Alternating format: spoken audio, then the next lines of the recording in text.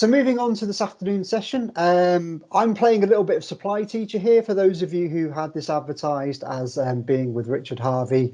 Unfortunately, Richard's not able to join us today, so thankfully this is not unfamiliar territory for me, so I'm more than happy to sit in and go through the presentation. And then we have Louise, who's actually in our conference room up at Jiraffe, to physically go through the product. So the intention is this afternoon that I'll spend about 10 minutes just going through a quick presentation of very quick snapshot of why we access standing frames for the children that we work with, some of the clinical outcomes we're looking to achieve from standing, and then we'll move through into Louise doing a comprehensive demonstration of the multistander, and then hopefully at the end we'll have plenty of opportunity for people to ask any questions that may come up throughout. If we can ask if you could just hold on to those questions till the end, and then it just helps to keep the flow of the presentation going.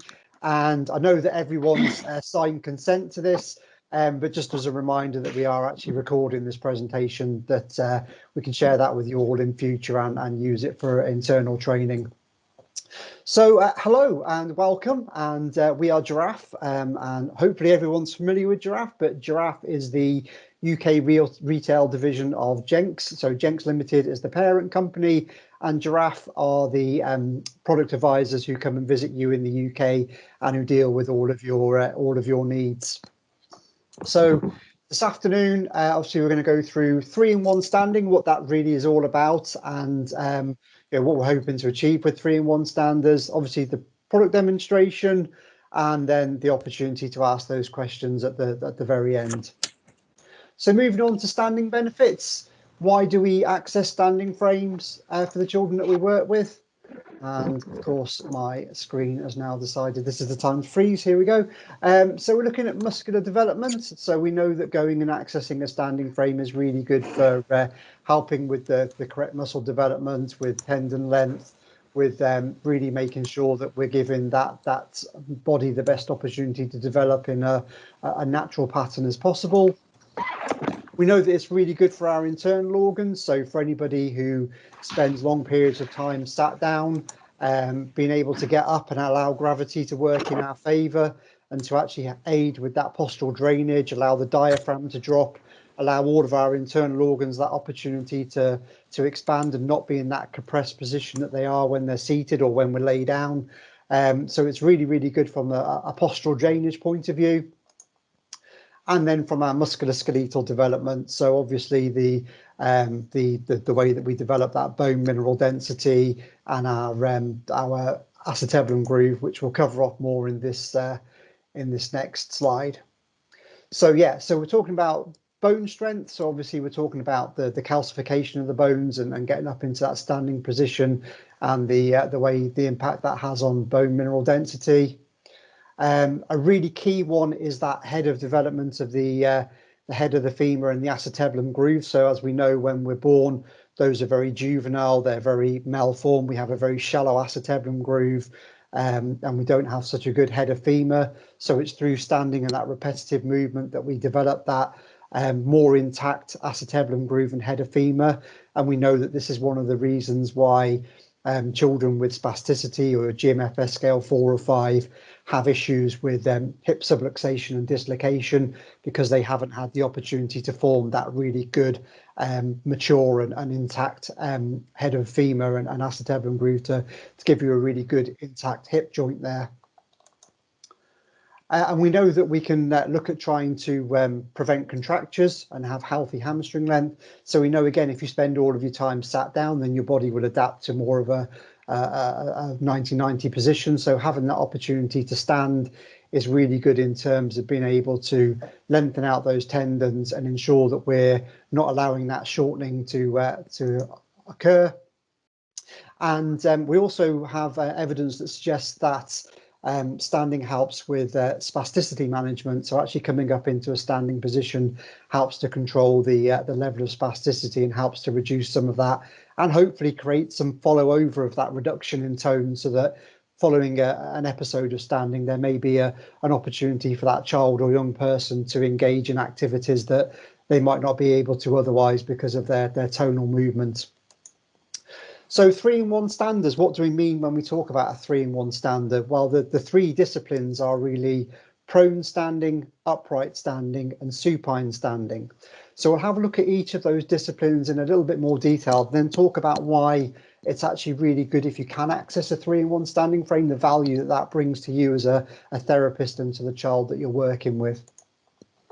So upright standing, obviously a very small percentage of the client group that we're going to be looking at putting into a standing frame can tolerate a dedicated upright stander, just because it is the more challenging of the standing positions. And obviously if you do have some sort of postural input needs, then with an upright standing frame, we're really just looking at encouraging that weight bearing through the hips to aid with that hip development. We're looking at getting full weight down through the feet and helping with that spatial and body awareness. So like I say, very small segment of the client group that we work with who can actually access a dedicated upright standing frame. So prone and supine are the two more commonly used standing positions. And again, both of those can be achieved within the multi-stander. So prone standing, it's obviously there for those who can't yet tolerate upright. So whilst I say that's only a small percentage of the client group that we work with, it's obviously always our ultimate goal is to have an end game for the children that we're working with and a goal for them to try and meet. But prone standing is really good for getting you on that path.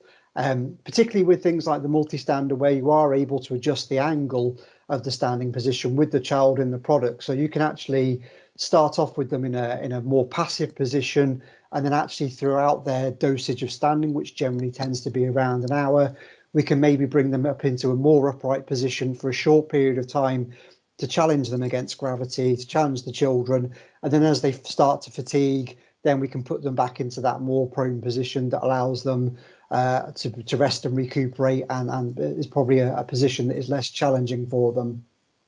We know that standing in prone is good for building neck and head control. So think of it as an extension of that tummy time propping work that you do on the floor.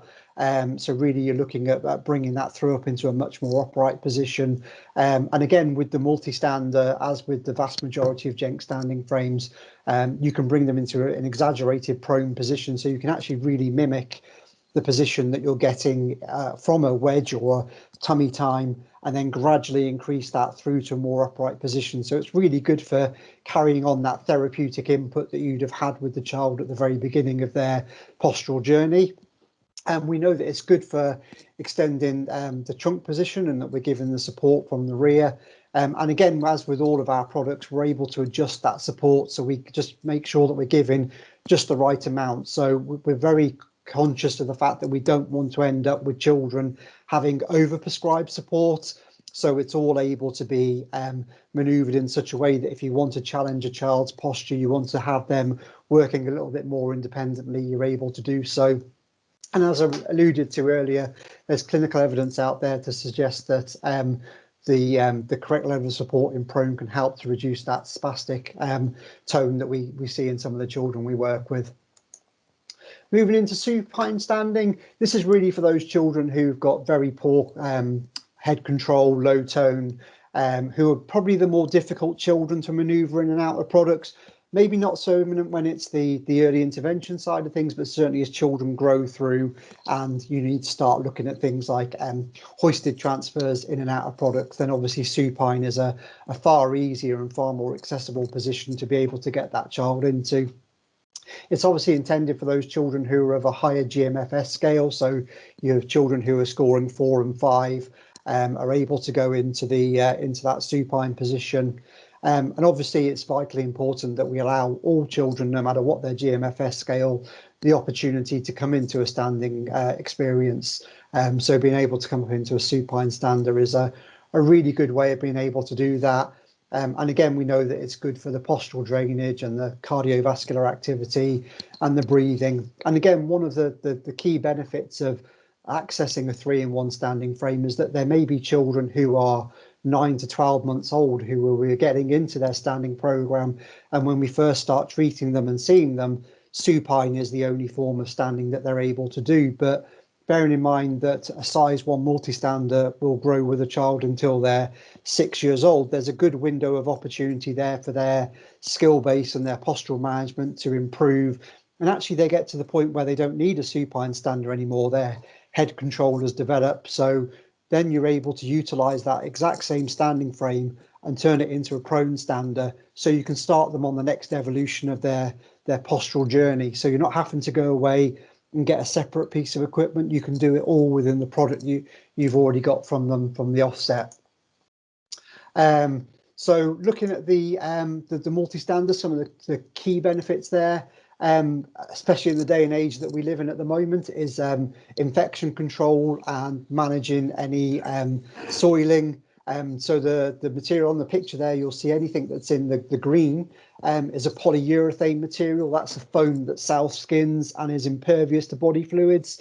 So again, looking back at one of the clinical benefits of standing, we have postural drainage there, and it's not uncommon to see a child who has maybe been in a seated posture for a while.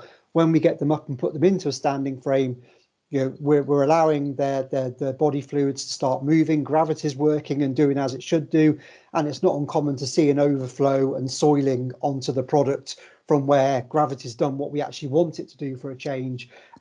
So it makes sense from the point of view as Jenx as a manufacturer to build that into the product and make that easy to clean, because we recognise that not every parent has the time or the ability to go and launder covers and remove covers and put them back on. So having that ease of wipe clean is super important. It also means that if you're using the product in a school and you're sharing it between different children, which is quite common practice, it's very easy to wipe it clean with your approved cleaning solution. Dries in seconds, and it means that you're doing your part to address cross-contamination between users. And as I say, particularly under the pandemic environment that we find ourselves in at the moment, that's kind of an added bonus with the product, that we were already thinking of infection control and soiling, but obviously being able to ensure that in this current climate that we keep the products as clean as possible it is super good. And again, going back to the future proofing for degenerative disorders, the fact that you've got a product that can do so many different things, you don't need to buy add-ons, you don't need to do complicated modifications, everything's there in the product. It just means that if you do have a deteriorating posture, you can start off in prone and then flip out to supine, and vice versa. If you're able to move on and go to a product, then you're able to flip between the two. Sorry, the joys of technology, something just happened on my screen, do apologise. With the size 1, we're able to introduce abduction. So that's a really hot topic in the field of standing at the moment, is being able to stand with a degree of abduction, and the multi-stander can go from 0 to 30 in each leg in 5-degree increments, so that you can really work on that head of femur and acetabulum groove development. So that allows for a split foot plate, so that if you do have a leg length discrepancy, that can be accommodated. And all of the features that are built into the multi-stander are really there around the opportunity to reissue the product as well. So again, if you've bought a dedicated supine or a dedicated prone stander, then the next child that's going to use it needs to be able to stand in that discipline. Whereas with the 3-in-1 products, you can use it with the next child who needs a standing frame, be it supine, prone or upright. So that's just a quick whistle-stop tour of why we stand and a few key benefits of the product. I'm going to hand over now to Louise Jenkins, who's going to go through the physical presentation of the product. This is basically the range. You've got the size 1 and the size 2. I'm going to focus predominantly today on the multi-stander 1 with abduction, but like Paul said, there will be some time at the end for questions. So if anybody wants to see the size 2 in a bit more detail, we can look at that then. I think Paul mentioned in the presentation age ranges. You're looking at about 9 months right the way up to about 13, 14 years old, crossing over both sizes there. This one here is going to be taking you up to about age 6. Obviously age ranges are a little bit difficult to pinpoint, but just to give you a rough idea. Colours, These are all green, as you can see, but the standards do come in pink, red, blue, and grey also. So you've got a bit of choice there. I'm just going to take this tray off so you can actually see what we're looking at. So I'm going to run through this standard sort of from the bottom up, take you through some of the features and adjustments and some of the benefits. Just helps me remember what it is I've said and what it is I haven't said. So the first thing I'm going to do is I'm just going to bring the overall height of the standard up, and that's going to make it a bit easier for you to see, hopefully, but also it will make it easier for me to get to the adjustments at the back of the standard, as you'll see in a moment. So this is something that I recommend that you do in your appointments if you're making adjustments. If you've got the abduction accessory on there, it's much easier if you bring the whole standard up, because as you can see, all the adjustments are here at the back. And when I had that right down there, they're a little bit hidden behind this stuff. So one of the best things I think about this standard, one of my favourite things, is the footprint. This standard has got a really small footprint. It's very compact. If you're wanting to take this into a small house or a nursery, it's going to slot in quite nicely there, and it's not going to stick out and people aren't going to be tripping over it. You've got 4 swivel casters, each with a brake, and then on the back here you've got this T-bar, and what that does is control the tilt or the angle of the frame. So as Paul was talking about different sort of prone angles and laying the standard flat to get hoisted into and what have you, that's how you do that there. So you press the T-bar down, and that's how you adjust your frame. Once you've got it in the position that you want it to be in, there's also this very handy little black tab here, and if you click that in underneath, what that does is that locks that T-bar in place. So if again you are in a school or even in a house with siblings, nobody's going to accidentally stand on that or play with it, and the frame isn't going to tilt.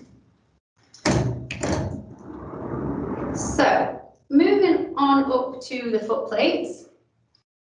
If you've got the multi-stander with the abduction accessory on, you're going to have a split foot plate.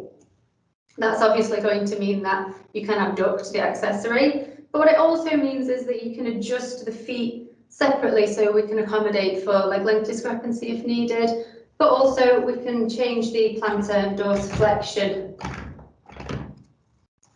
separately as well. So if you need more or less on either foot, then that's achievable with this foot plate. These sandals that I've got on here are the Jenx size 1 sandals. There's a few different options and different sizes of sandals, but they all fit in the same way. They are a little wing knob underneath, and then you can slide them around quite a lot in here. There's lots of different positions that you can get them in, so you can do some really nice fine tuning for the foot position there, and then you're simply locking them back into place with the wing knobs underneath. So I've got this standard set up in quite a small configuration for somebody who's perhaps just started standing. If you're wanting to then make it taller, what we're going to do is, if I just spin this round, there's a couple of little bolts on the back here. I'll do this one first. If you loosen those off with your Allen key there, if you're supporting the foot plate as well, you can then drop the foot plate down to the desired height, and then just tightening them back up. So you can see now, hopefully, this foot plate is much lower. I'm going to even this one up on this side, and I just want to drop it right down to the bottom almost to show you just how much range you've got there. And actually, if I undo some more bolts on the back here, I could get that down even lower than that. So you've got quite a lot of growth in there. Once you have your foot plate at the desired height, you're probably going to want to adjust your knee block. So behind the knee block, there's a black wing knob which attaches this bracket here to this white bracket. It's not going to be very easy for you guys to see that on the video, unfortunately, but hopefully you can see the range of movement there that I'm getting. So it's kind of on an arc, I guess. So you've got quite a lot of range of movement up and down, but you've also got backwards and forwards travel as well there. So we can accommodate quite a considerable amount of flexion with these knee blocks. Once you've got them in the right position, simply lock them back off with the wing nut there. Behind the knee block, you've got a couple of Allen key screws, and if you loosen those off, you get even more adjustment there. So you've got some adjustment in and out, and also angle adjustment and angle adjustment there as well. So there's an awful lot of adjustment in this frame, and it can be sometimes a little bit to get your head around, but once you have, it's one of its great features, just the amount of adjustment that you do get. So I'm going to just move up to the pelvic board, and then I'll come back to the abduction in a moment. Moving on up here, so this is your pelvic board here. This has the ability to move up and down on the stem, on the central stem. When you do move this pelvic board, it does also move the knees and the feet because the abduction accessory is attached to the board there. So that's just something to bear in mind. You want to get this one set up first and then do your knees and your feet afterwards. With regards to positioning at the pelvis, I've got these small positioning blocks on here. You can also get these in medium, which are on the size 2 over there. We use these positioning blocks in our supine range as well, and there's a lot of different sizes and styles there. The strap for the positioning blocks, use the Velcro, is nice and thick, and you can get a really nice wrap around here. So you want to get this wrapped right the way around over the top like that. And once you've got that wrapped around the body, you then use this webbing on the side to tighten the strapping in. So hopefully you can see that on the video. If I try and do it from behind here, it will pull it in like so. And that's really great if you're going in prone, because I often find when you get a child in prone, they kind of sit on the strap a little bit. And if you give this a tug from the outside, that's going to pull their bottom right into the frame. You can also use this strap to correct any sort of flexible obliquities you might have in the pelvis. So if you pull one side of the strap, what that's going to do is pull this side in a little bit. So it might just help to level up that pelvis a little bit there.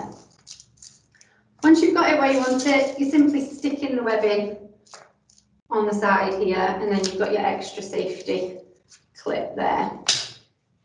If I just spin this around a second, I hope you can see there's a couple of wing nubs on the back here. There's 4. So what they are doing are controlling these pads here at the front. So if you loosen those off at the back, you'll get some up and down motion in the pad, and also you'll get your width adjustment there as well. Moving up to the thoracic board, this board will also move up and down. You can get this board very low if you're going into prone. You have to have it a little bit higher to fit the headrest on if you're going supine, but if you're going into prone, it will come down very low, so we can make the stander very, very small. The flexible thoracics that I've got on here, again, come in a variety of sizes. The strap for them works in exactly the same way as the pelvic strap does. The only difference really that you're getting here is that when you clip these together, as you can see, these are flexible. When you clip them together and tighten them up at the front, you're going to get that really nice hug around the front there. So instead of just the sort of lateral support, you're getting some support across the front of the chest here as well. You can mix and match these, so you could have blocks at the trunk as well if you wanted to. It is an option. Moving on up to the head support. So again, as you can see, there's a couple of different choices for head support. This is the Jenx Multi-Grip 2-link head support. If you are familiar with Jenx equipment, you will almost definitely have seen one of these. We use them on pretty much all of our products. I will just run through it with you though. So if you undo these little levers here at the back of the on the arm bracket, you can see hopefully there that you've got a massive range of adjustment in where you can position that head support. So you can come in up high and angle down a little bit, or you can come in just at the back of the head, or even come in underneath and angle upwards a little bit and get sort of right underneath the occiput there. I think in one of the pictures that Paul had on his slides, that's how it was set up for one of the little girls in one of those photos. Once you've decided where your head support needs to go, you just tighten up these levers here at the back, and there it will stay. You have probably noticed that it is contoured, and you can change the shape of this head support. I'll show you on this one I've got here with no cover on. You've got basically, these are kind of like fingers. So wherever, the idea with this is wherever you would put your hands to hold the child's head in position, you can make that shape using this head support, simply by loosening these links, manipulating the links, and then tightening them back up again. So you can bring the head control round on one side or both sides. You can splay out the ends like so, which can just help to not create a tunnel effect. There's a lot of adjustment in this as well. You don't have to take the cover off to make these adjustments. I just did that so that you could see what was in there. So now we've set up our stander for our child in supine. We're going to want to bring the stander back down, because one of the main things that I love about this stander, is, along with the foot plate, is how low to the ground you actually stand. So you're standing with your peer group. So we want to bring this back down to the bottom. Now you can bring the stander right the way back down to the bottom here, but if you do that, you're going to limit the amount of abduction that you're going to get. So you're going to want to bring it to just above the level of the frame there. And if we have a look at the back here again, there's a couple of little silver plunges here, and if you pull that out, you can then pull out your individual legs. And these will come out in 5-degree increments, and they'll go all the way out to sort of 30 on either side. I tend to go for 15, but it's obviously dependent upon the child. So that is your size 1 multistander in abduction set up in the supine configuration. So one of the things that Paul's obviously been mentioning in his slides is the fact that you can change this stander to a prone configuration. So I'm going to show you now just how easy it is to do that. So the first thing you're going to want to do is loosen off your sandals again, like we did before, to do the adjustments. And we're just going to spin them 180 degrees and then tighten them back in with the wing nut there.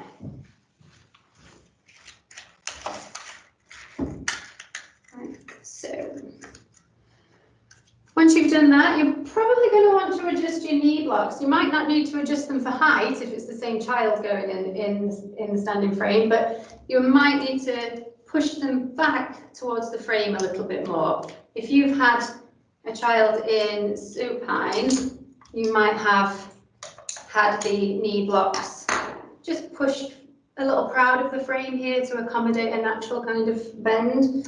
So you might need to pop those backwards a little bit to make them level with the frame. If it's the same child, the pelvic position is going to stay the same, as is the trunk positioning. The next thing you're going to want to do is remove your head support. So that's just loosening off the 2 little screws on the interface plate there, and the head support will just slide off. Pop that down there out of the way.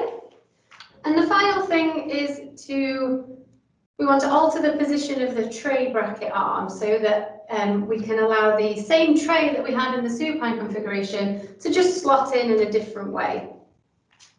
Now, again, you're not going to be able to see this unfortunately on the video, but there is a very handy little sticker here. So you've got a little supine man and a little prone man on there, and all you do to make sure you're getting it in the right way is line up your stickers. So if I just take these two bolts out,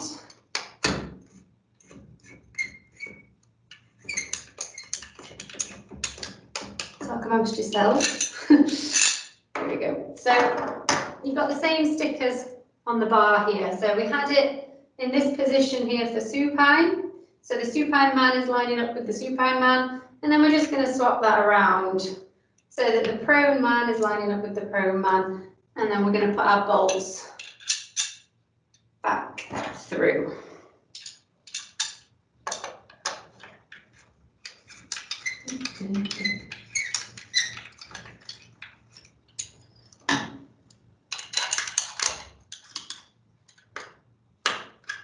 And then we'll just tighten those up. And then what that's going to allow us to do is take the same tray that we had on there before while we were in supine. Using the wing knobs on the sides of the tray arms, we're going to loosen those off and drop them into a vertical position. And then we're going to drop the whole tray into the tray bracket arm like so. Once we get the desired height, we can tighten those up. Little wing nuts on the side of the tray bracket there, and tighten up the ones that we used to change the angle of the tray arms. Now, if I angle this forwards and spin it so you can see now that we've got the tray in a prone position, but we've got this huge gap here, which is obviously not ideal. That's going to be great fun, I'm sure, posting toys and food down there and getting arms trapped, but we don't want that. So there's a couple of wing knobs underneath the tray. If you loosen those off, push the tray up as far as you can and tighten them back up.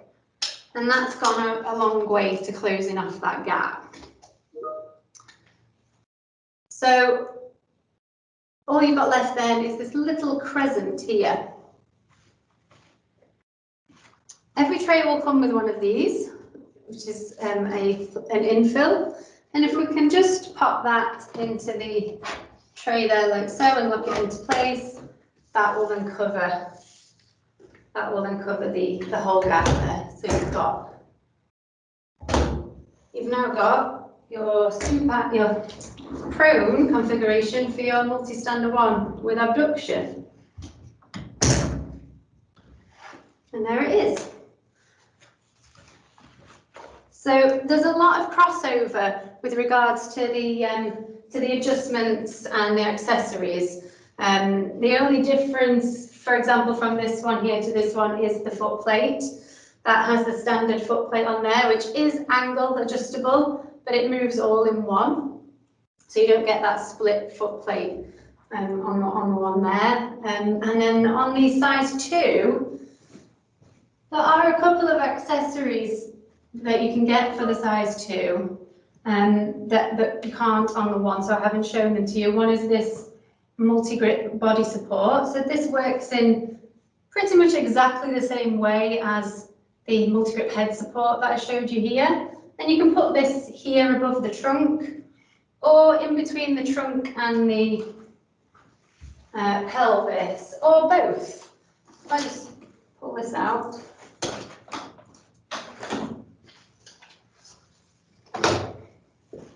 So you could put one of these down here also.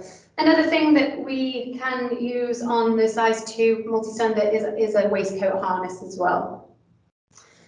I think that's pretty much it for the multi-stander. I think the only thing I would say in addition is obviously on the size 1, we're looking at children who are up to 6 years old. So their body weight tends to be quite manageable. So we use a gas strut for altering the angle, as Louise was showing us there.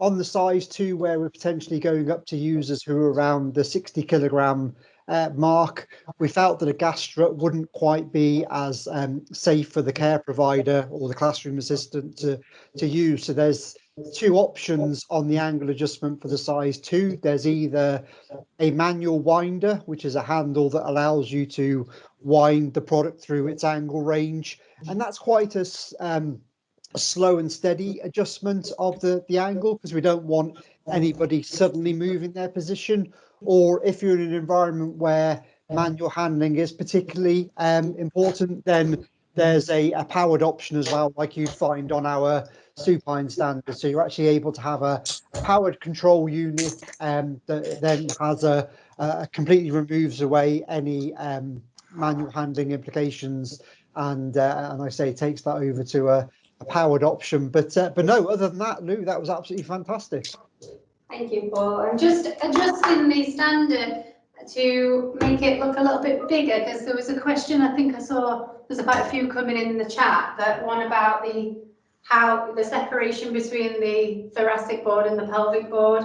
So just sort of to give you an idea of how tall we can go there.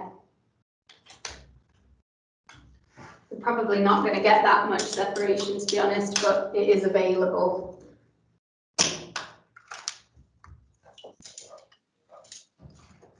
Sorry, I can't remember who asked the question, because the chat's now moved down so much that I don't know who asked, but somebody did, I'm sure. I didn't dream it.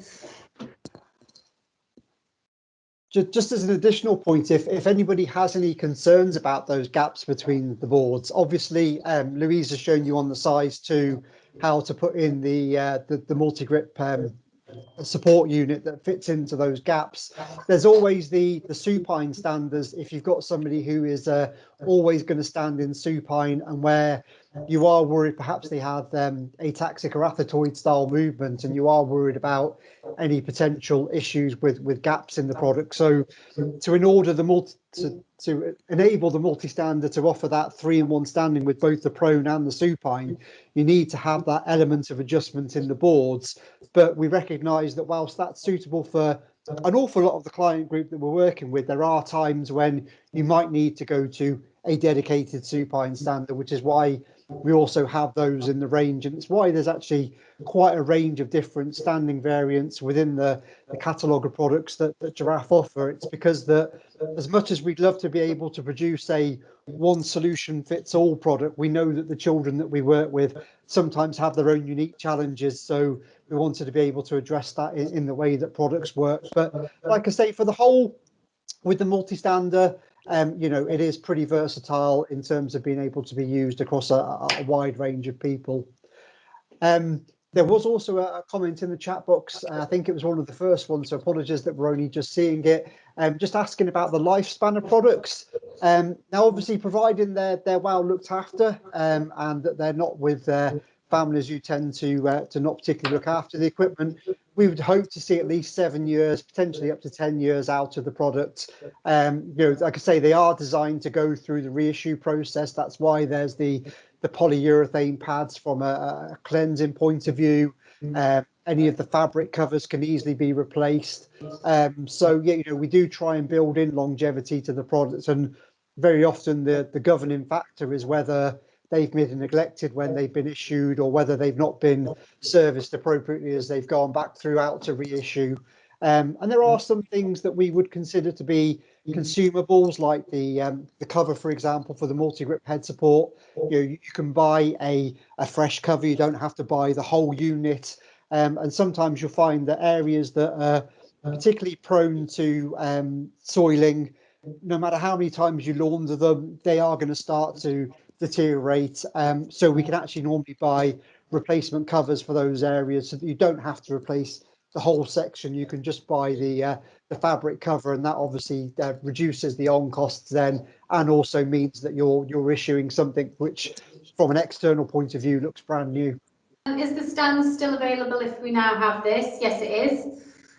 Very much so. So you've got a choice of 2 3-in-1 standing frames from Jenx, and there are pros and cons to both of them. The stands is tool free, so if that's something that you particularly want, then you might want to have a look at that one. It has a much bigger footprint, so like I said at the beginning, with this one, it might not necessarily fit as neatly into a nursery setting, but one of the things that I really like about the stands is the child stands up a little bit higher in it. So I said that was a pro for this one, and it is, but what's nice about the stands is if you've got it at home and you're in the kitchen baking or something, you're more on a parent level with that one. So sometimes that can be a nice benefit there for that one. So it's about maybe if you're wanting a 2-in-1, a 3-in-1 standing frame, maybe having a look at both and seeing which one fits that environment and the needs for that one. Yeah, I'd agree with that statement from Louise there. You know, again, part of the reason why there are a number of different variants of standards is it's, you know, we very much focus around the clinical needs of the child, but sometimes you have to look at the environment that the product's being used in as well. And with stands, it is actually a higher transfer height in and out. So if you have a parent who isn't ready to move over to using hoists and still wants to physically lift their child, the multi-stander, because of the very nature of being able to get the child's feet nice and close to the foot plate, is a lower transfer height, whereas the stands is an elevated transfer height, so it's a little bit easier for the parent lifting in and out on their own. And obviously it's not our place to dictate whether people access hoists and slings. We're just trying to provide different solutions that will help people. Another note from the chat was from Katie in Birmingham, was asking about if there's the option for elbow blocks on the tray, and yes, there absolutely are. I think if Louise picks up, you can see the slots at the back there, and we can fit blocks onto there as we can with most of our standing frames. So yeah, we're able to put elbow blocks into place there if we do have a child who significantly retracts those arms. Do we have any videos on how to put the child in and out? Well, we'll answer on. Do we have any videos of how to put the child in and out the stander? We don't.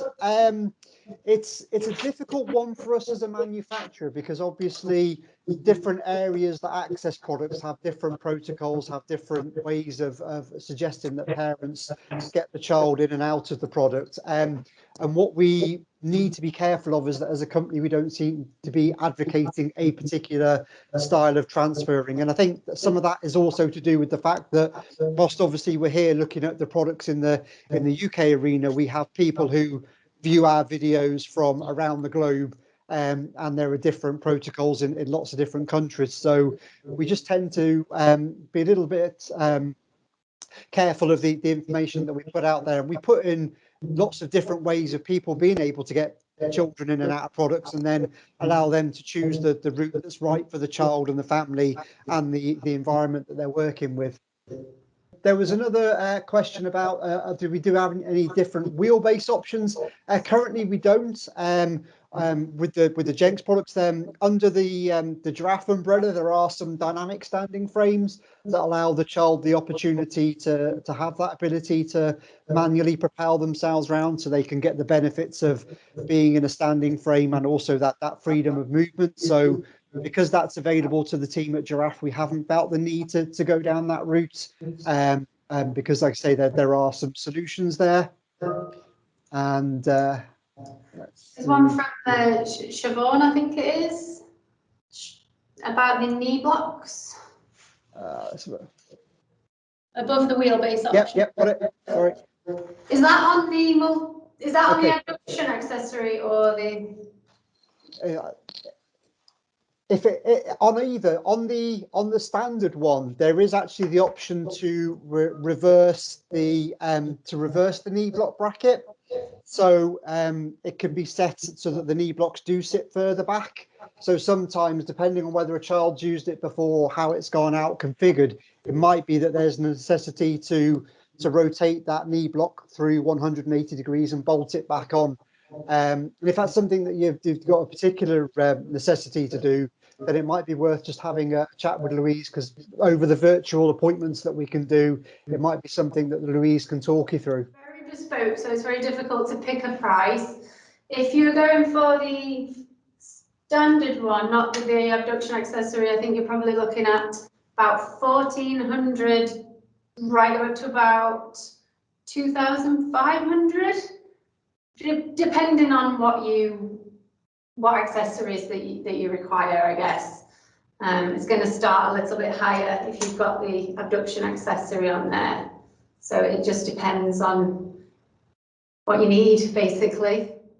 What I would interject there is that obviously when you're talking about pricing in isolation, they can always sound a little bit on the high side, because due to the very nature of the products that we work with, we can't mass produce as you would with mainstream products. So they always do seem to have a little bit of a, it always sounds like an elevated price tag, but we certainly do an awful lot of work to ensure that our products are in the same ballpark price wise as competitive products out there, so from other manufacturers. So we when I say, when you look at them in isolation, they always sound as if it's quite a big price tag, but when you look at them in the ballpark of their peer group and other manufacturers' products, they all seem to come in at around about the same price point. And like I say, we try to put in added value features with our products as well, such as the polyurethane, so that it's wipe clean, because we know that parents have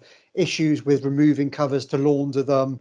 The 5-day dispatch that Jiraffe offer on the products, the after sales service that there is. So I think from a price point we're there or thereabouts against our the other manufacturers, and hopefully there's some features that are unique to the Jenx and Jiraffe products that hopefully help to validate that pricing as well.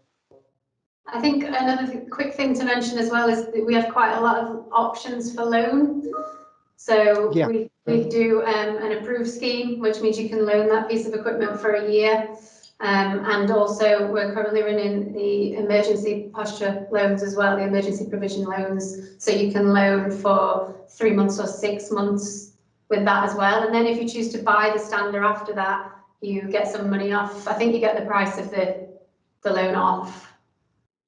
It's also worth remembering that if you have any products that are out there that are starting to show the signs of time and they're not really suitable for reissuing to other children, if they're a Jenx or a product that comes under the Riften portfolio, you are able to trade those in and gain a voucher to put towards the cost of a new product. So whilst we know that nobody likes letting go of products, because we're always scrambling to get equipment out to children, once a product gets to the point where it's really no longer safe to be issued, or it's just gotten to the point of disrepair, or aesthetically you'd be embarrassed to take it into a family, that product still has value, and we can take that product back. And what we can also do with that then is ensure that it's appropriately decommissioned and that all of the parts are where possible recycled, and that all those materials are not just disposed of into landfill, that they're all put into the proper sections and recycled appropriately. Plus, like I say, you get a voucher towards a brand spanking new piece of Jiraffe equipment. There's a question about from Emma: is there always a gap between the chest support and tray if no inlay is put on? So I think that's about when you're in the prone position. So before I pop the inlay on here, there is this sort of semicircular gap here. Yeah, so that gap will always be there unless you put this inlay in. Yeah.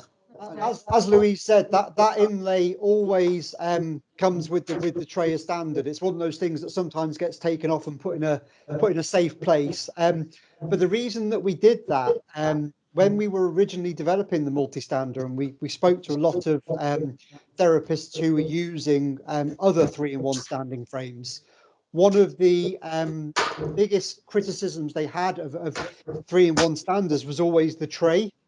Because when you're using it in supine, you need that cutout so the tray comes around the child's torso and it forms to their body shape, and you need that, otherwise there'd be again gaps for them to lose their elbow in. But then when you transferred that product through into the prone application, there was always that issue that because you've got that curved shape to the tray, there was always a gap, and very often you were finding that the IKEA snake or some cuddly toys or wedges were coming out to try and fill the gap, which is why we developed the tray in the way that we did, to make sure that it could be just as effective in prone as it is in supine. And again, some other manufacturers have gone down the path of having a dedicated prone tray and a dedicated supine tray, which is fine, but it's just an additional complete assembly that you need. And we wanted to try and really simplify that down so that you didn't have to buy add-ons to split between the two disciplines.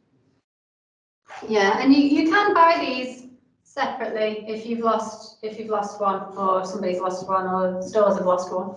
And you can buy these as a replacement. What have we got next? Time limits on trade-ins for older equipment. If we have items from 10 years ago, can these still fall under the trade-in offer? Yes, they can. You get, is it 10%, Paul? I honestly don't know the exact value, but I know that it's something that we still offer. Yeah, so it's 10% off the price of that piece of equipment as it is now. So if you were to trade in an older multi-stander, you would get the cost of you get 10% off a new multi-stander money-wise. You don't have to spend it on a new multi-stander. You can spend it on anything from Jiraffe, but that's the amount of money within a voucher that you're going to get. If the equipment that you've got is discontinued and we don't sell it anymore, then you get a fixed price. And I don't know what those prices are, I'm afraid. But if it is something that you're interested in, the best thing to do is send in a list of what you've got to customer support. So if you send in, Chris can send you this information, or we can have a chat about it later. But if you send in a list of what you've got and the serial numbers, then you'll be able to get sort of the customer support will be able to tell you how much each one is worth, if that makes sense. Well, we're coming towards the end of our allotted time, so I think there's a couple of people asking after the loan program as well. It's a really good system to look at, the loan program. It really does help, and the beauty with the way that it works is that if the child's needs change during the loan period, we swap out the piece of equipment for something else in the Jiraffe range, which is comparable, and there's no on cost for that. So it's a really good system to get into. Are you getting the loan of a provision of equipment for that child? It doesn't necessarily have to be the same piece of equipment. Yeah. Yes. But yeah, so like I say, we'll bring this one to a close, and thank everyone for your time and attention today. Hopefully you've gained some useful information from it, and obviously your local product advisor is able to come in and do any assessments that you want, or any further product demonstrations, or even if you just want to get hands-on with the product yourself and actually look at some of the features that Louise and I have spoken about. But yeah, if there's any questions, then please do let customer service know. They can always forward those questions on to us if it's something specific. And hopefully see you all again at the next event we do soon. All right. Bye, everyone. Bye-bye.